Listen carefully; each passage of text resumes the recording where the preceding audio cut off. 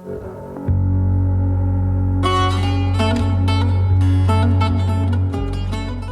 everybody, we are moving on to chapter 27 here. Good news is the chapters are getting longer but also moving faster. I just think the book Dune is just picking up the pace. I'm either getting more used to Herbert's writing style or it's improving. I think it's the latter because I got it a bit frustrated with how the character development was happening in terms of I was getting a lot of inner monologue of people realizing or believing that Paul was the chosen one. So I would have liked to see a little more of that play out through actions than the inner monologue, which is a stylistic preference. In this next chapter, we have Paul and Jessica, and I actually start seeing a little bit more of what I just described. Before I jump into all that, as a reminder, I'm a sci fantasy author. If you like Dune, you might also like my book, Earth's Door, which is the beginning of a series called The Song of Immeru.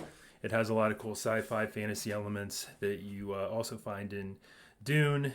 And if you'd like to check it out, please look in the description below.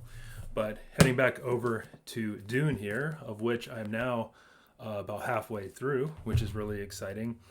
In this chapter, Paul and Jessica escape the giant sandstorm that they were in through some good piloting by Paul. All the like Benny Gesserit training that he got proves useful here. Essentially, this training kind of it's kind of like the Force. And again, I know this heavily inspired Star Wars, but there's definitely like a Force-like component to this.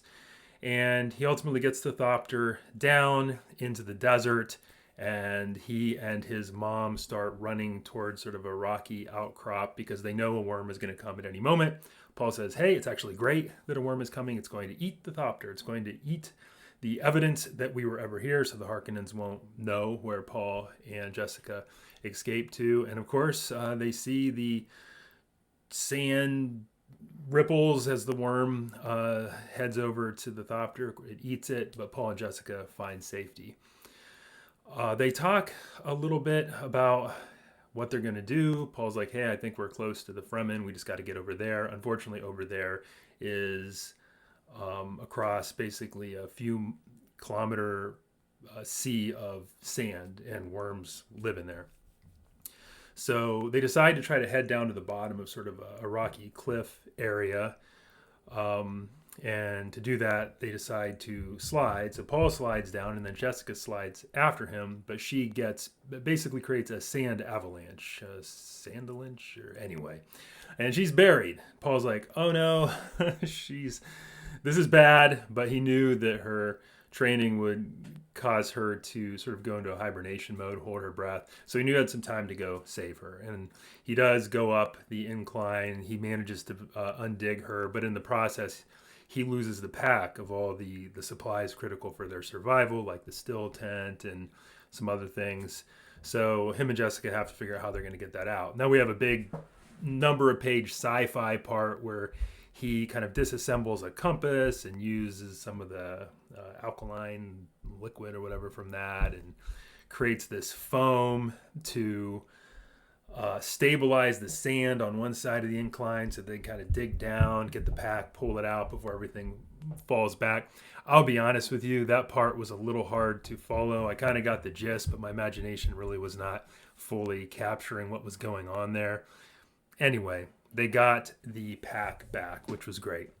So they're prepping to the next day to cross this couple kilometer sea of sand and hopefully find some Fremen.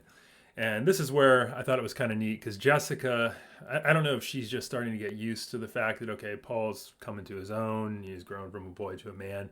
She's like, hey, you know what? You kind of panicked there a little bit when you came to save me and you lost the pack. So we need to do some training. And Paul had to kind of humble himself and think, yeah, maybe I do still need a little bit of training. So I like to see some of that vulnerability in Paul. Now that he's kind of embraced the fact that he either is the chosen one or is becoming the chosen one because everyone's pushing him to be the chosen one, or he just kind of like, yeah, I do actually need some training here. Sure, Mom, give me some help. I also like the fact that Jessica is kind of putting her side, oh my goodness, Paul is so awesome. Paul is so great. and putting on her mom hat and saying, hey, you know what? You still got some things to learn, boy. So we're going to figure it out. So that was just a nice shift of the character development there, and them settling into this new paradigm of Paul, you know, becoming the, yeah, I forget what it's called, quasi Haderach or something. Please forgive me. I should look it up, but I am not going to because I have dinner in the oven right now and I have to attend to it. So anyway, hope you have a good day today, and we will see what happens in the next chapter. Take care. Bye.